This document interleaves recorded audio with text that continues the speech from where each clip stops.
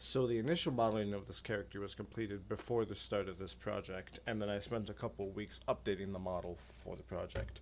So I'm going to quickly go over how I had originally modeled the character and then talk about the modeling as it is now.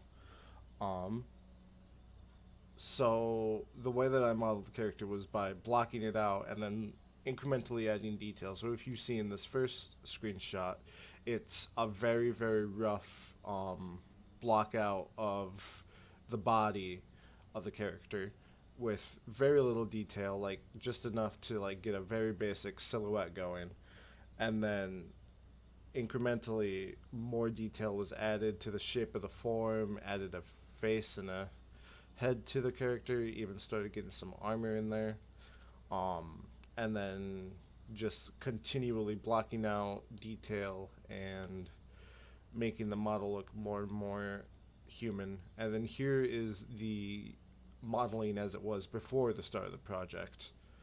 And if you'll notice, it was very lacking in terms of detail and the amount of armor on it.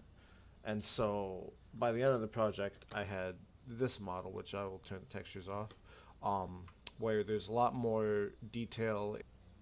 The way I completed the armor as well was also using box modeling, where I would use the body as a template and then model around it. Sometimes, in the case of like the chest and stuff, I would just take the body geometry itself and just extrude it out and then separate it, and then I would have a base where I would add detail in like the lower areas and stuff and contort it to the body so that it would act as real armor.